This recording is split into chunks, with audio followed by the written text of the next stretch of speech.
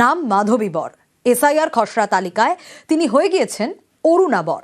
ডাক পরে শুনানিতে অভিযোগ নথি দেখে সন্তুষ্ট হয়নি কমিশন, তাই ফের ডাকা হয়েছে। এই নাম বিভ্রাটে চরম আতঙ্কে জীবনতলার মাধবী।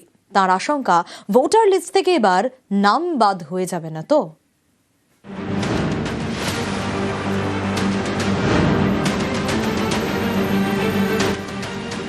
মাধবী বর দক্ষিণ 24 পরগনার জীবনতলার বাসিন্দা।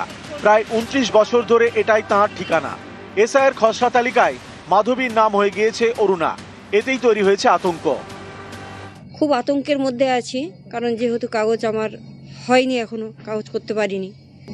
খুব সমস্যার মধ্যে আছি, কাগজপত্র দিয়েও হচ্ছে না। কি হবে এরপরে নিজেও জানি না, নামটা না উঠলে। জীবনতলা থানার দেউলি 2 নম্বর গ্রাম পঞ্চায়েতের বুনিয়া। এখানকার বাসিন্দা মাধবী বর। তার স্বামী অশোক বর ছিলেন তৃণমূলের পঞ্চায়েত প্রধান। বছর 3 আগে অশোক মারা যান। তাদের একমাত্র মেয়ের বিয়ে হয়ে গিয়েছে। তারপর থেকে একাই থাকেন মাধবী। তার আধার কার্ডের নাম মাধবী। ভোটার কার্ডে মাধবী হয়ে গিয়েছে মাধাবী। সম্প্রতি তিনি এসআইআর ফর্ম ফিল আপ করেন, সেখানেও নাম ছাপা ছিল মাধাবী। কিন্তু খসড়া তালিকায় মাধবী হয়ে গিয়েছেন অরুণা। তবে স্বামীর নাম এক, অশোক বর, কিন্তু সেখানে লেখা নেই মাধবীর এপিক নাম্বার। মাধবীকে ডাকা হয় হিয়ারিং এ। তার দাবি, তার দেখানো নথিতে সন্তুষ্ট হতে পারেননি কমিশন, তাই ফের ডাকা হয়েছে। এর জেরে আতঙ্কে মাধবী। নাম ভুল আসার কারণে আমি কাগজপত্র জমা দেওয়ার ফলেও আমার কিছু হচ্ছে না।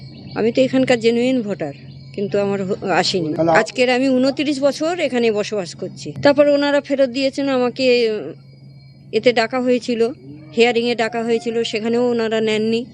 আবার ওনারা আর একটা কাগজ বলেছেন, সেখানে ছোটাছুটি করলাম, কিন্তু সেখানেও ওনারা ডকুমেন্টস দিতে পারছেন না। 26 বছর আগের ডকুমেন্টস দিতে পারছেন না। তার জন্য আমি কি করব? আমাদের এখানকার ওই অনেক দিনের বাসিন্দা। এখানে ওনার স্বামী প্রধান ছিল, প্রধানই করে গেছে, কোনো ভুলবশত কাগজপত্র হয়, নাম নেই, নাম ঠিক করতে হবে। কি করে কি করা যায়? কাগজপত্র নেই বলে উনি আমাদের বৌদি, ওনার কাগজপত্র নেই বলে আমাদের সত্যিকারই আতঙ্ক।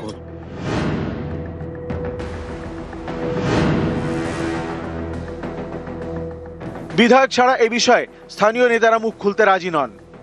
শুধু মাধবী বর নয়, অনেক মানুষ আতঙ্কিত অবস্থার মধ্যে আছে, অনেকে সুইসাইডও করেছে। এই কেন্দ্রের যে ইলেকশন কমিশন আছে, এই মিস্টার জ্ঞানেশ কুমার, সমস্ত এরই চক্রান্ত। এটা আমরা তীব্র নিন্দা করছি।